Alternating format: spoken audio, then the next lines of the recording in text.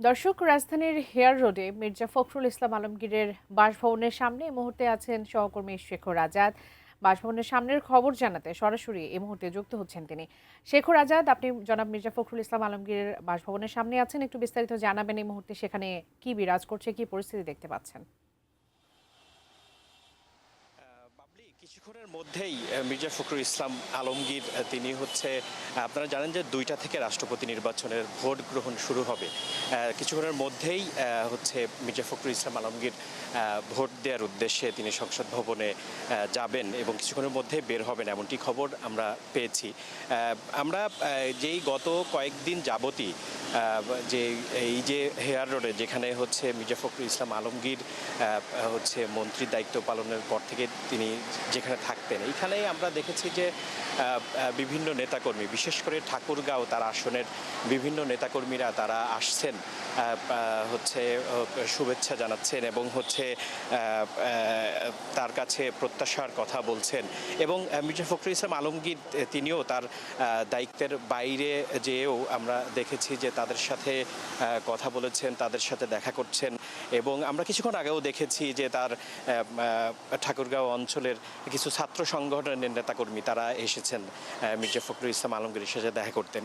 এভাবেই এই হেয়ার রোডে আজ কয়েকদিন যাবতই আমরা দেখেছি যে মির্জা ফখরুল ইসলাম আলমগীর যে এই রাষ্ট্রপতি নির্বাচন আপনারা জানেন যে রাষ্ট্রপতি নির্বাচন যদিও নির্বাচন বলা হচ্ছে, তারপরেও কিন্তু অঘোষিত রাষ্ট্রপতি হিসেবে আসলে এখন পর্যন্ত মির্জা ফখরুল ইসলাম আলমগীর কিন্তু ইতিমধ্যে আসলে সিলেক্ট হয়েছে। কারণ আপনারা জানেন যে যেহেতু ৭০ অনুচ্ছেদ অনুযায়ী তার দলের বাইরে যেহেতু কেউ ভোট দিতে পারবে না, আর বিএনপিরই আসলে সংখ্যাগরিষ্ঠতা রয়েছে, ২৪৭ জন ভোটার রয়েছে বিএনপির। তো সুতরাং খুব স্বাভাবিকভাবেই যদিও প্রায় ৩৩ বছর পরে এসে রাষ্ট্রপতি নির্বাচন হচ্ছে, সেই নির্বাচন ঘিরে আসলে নতুন একটি রাজনৈতিক প্রতিচ্ছবি দেখা যাচ্ছে। তারপরেও কিন্তু আমরা দেখেছি যে এই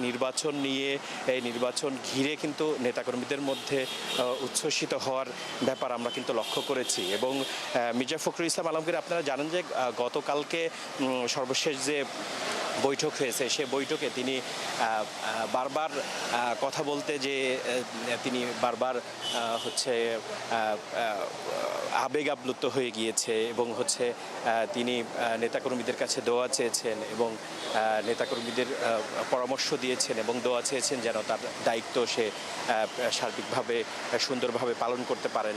এবং আপনারা জানেন যে গতকালকের যে বৈঠক হয়েছে প্রধানমন্ত্রীর সংসদ নেতা প্রধানমন্ত্রীর উপস্থিতিতে, প্রধানমন্ত্রীও তিনি দলের নেতাকর্মীদের কাছে ভোট চেয়েছেন, তাদের দলীয় যে প্রার্থী মির্জা ফখরুল ইসলাম আলমগীরকে ভোট দেওয়ার কথা বলেছেন।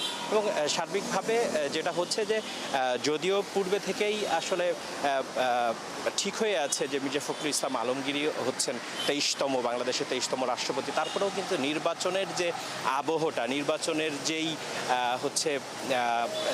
কার্যক্রম, সেটা কিন্তু সব কিছুই খুব সুন্দরভাবে সুচারুভাবে সম্পন্ন হচ্ছে। আমরা দেখেছি গতকালকে